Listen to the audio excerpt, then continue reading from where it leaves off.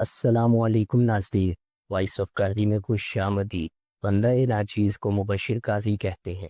ناظرین، انسان جب دنیا میں آتا ہے تو اس کی سب سے پہلی ضرورت یہ ہوتی ہے کہ وہ جان لے میں کون ہوں، مجھے کس نے پیدا کیا اور میں کیوں آیا ہوں۔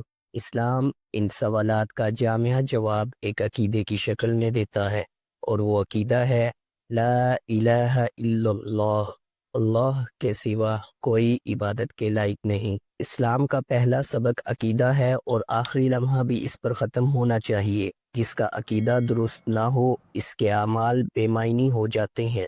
اللہ تعالیٰ نے قرآن پاک میں ارشاد فرمایا وَمَن يَكْفُرْ بِالطَّاغُوتِ وَيُؤْمِن بِاللَّهِ فَقَدِ اسْتَمْسَكَ بِالْعُرْوَةِ الْوُثْقَىٰ۔ جو طاغوت کا انکار کرے اور اللہ پر ایمان لائے، وہ مضبوط کڑا تھام چکا۔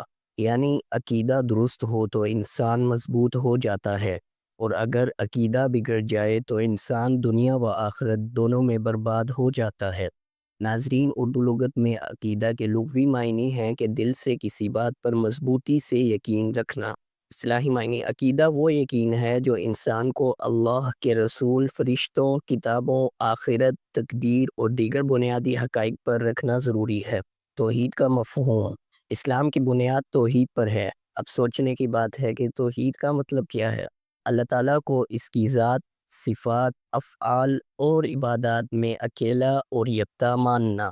ناظرین، علماء توحید کی 4 اقسام بیان فرماتے ہیں: توحید فی الذات، توحید فی الصفات، توحید فی الافعال اور توحید فی العبادت۔ توحید فی الذات، اللہ کی ذات بے مثل ہے، نہ اس کا باپ ہے، نہ بیٹا، نہ کوئی ہمسر۔ توحید فی الصفات، اللہ کی صفات صرف اس کے لیے ہیں، جیسے علم غیب، قدرت کاملہ، ہر جگہ موجود ہونا۔ یہ کسی اور کے لیے نہیں کہا جا سکتا، جیسا کہ قرآن پاک میں ارشاد ہے لیس کمثلہ شیء۔ توحید فی الافعال، پیدائش، موت، رزق، بارش، یہ سب کام صرف اللہ کے ہیں، کوئی بھی ان میں دخل نہیں دے سکتا۔ توحید فی العبادت، نماز، سجدہ، دعا، نظر و نیاز، یہ سب صرف اللہ کے لیے خاص ہیں، کسی ولی، پیر یا نبی کے لیے نہیں، جیسا کہ قرآن پاک میں ارشاد ہے ایاک نعبد و ایاک نستعین۔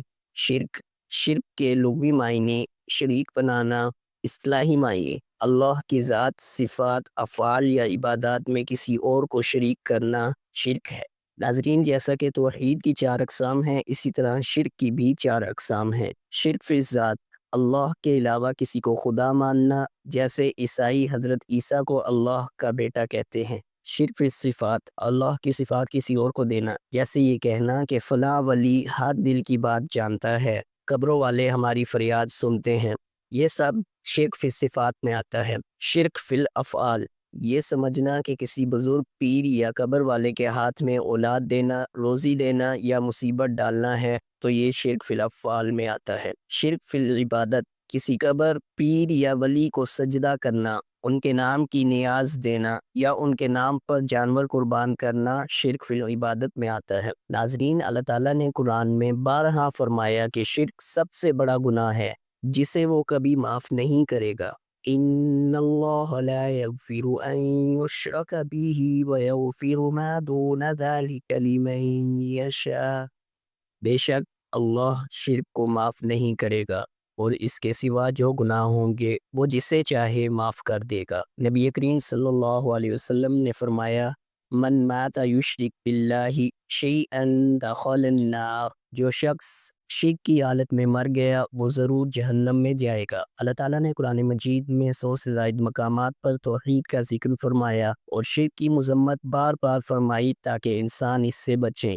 ناظرین، شرک ہی وہ سب سے زیادہ خطرناک اور عام سمجھا جانے والا گناہ کبیرہ ہے جو بالخصوص بر صغیر کے لاکھوں مسلمان کر رہے ہیں مگر خود کو مسلمان سمجھتے ہیں۔ اس کی چند مثالیں میں آپ کو پیش کر دیتا ہوں کہ کسی شخص نے کہا کہ فلاں بزرگ میری فریاد سنتے ہیں تو یہ خالص شرک ہے۔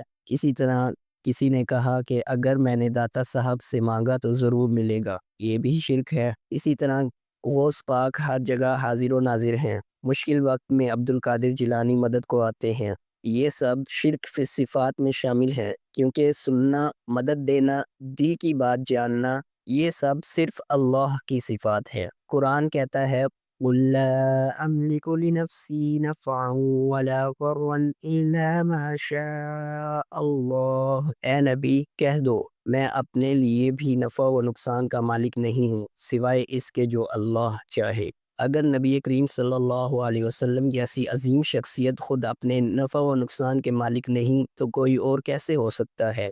نبی کریم صلی اللہ علیہ وسلم نے فرمایا دعا صرف اللہ سے مانگو، مدد صرف اللہ سے مانگو۔ ناظرین، آج ہم نے عقیدہ کو صرف زبان کا معاملہ سمجھ رکھا ہے، حالانکہ یہ جنت اور جہنم کا فیصلہ کرنے والا معاملہ ہے۔ اگر ہمارا عقیدہ درست نہ ہوا تو قیامت کے دن سارے اعمال رائے گاہ چلے جائیں گے۔ آج قبر پرستی، بزرگ پرستی، جھوٹے وسائل اور غیبی مدد کے جھوٹے عقیدے سب کچھ عام ہو چکا ہے۔ ہمیں چاہیے کہ قرآن و سنت سے سیکھیں، شرک کو پہچانیں اور لوگوں کو اس کے انجام سے خبردار کریں، ورنہ کل قیامت کے دن کوئی ولی، کوئی پیر، کوئی قبر والا، کوئی کسی کو نہ بچا سکے گا۔ آج کی ویڈیو میں اتنا ہی۔ مجھے امید ہے کہ آپ کو عقیدہ توحید اور شرک کے بارے میں تمام معلومات مل چکی ہوگی۔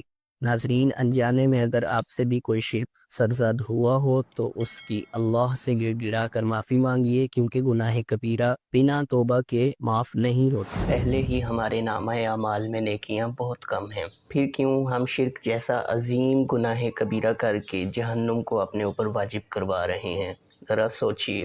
جن لوگوں نے یہ ویڈیو دیکھ لی ہے تو ان کے لیے تو خاص یہ کہنا چاہوں گا کہ آئندہ شرک نہ کیجیے گا۔ اپنی دعاؤں میں مجھے یاد رکھیے، اس پیغام کو دوسروں تک پہنچانا آپ کی ذمہ داری ہے۔ اللہ حافظ۔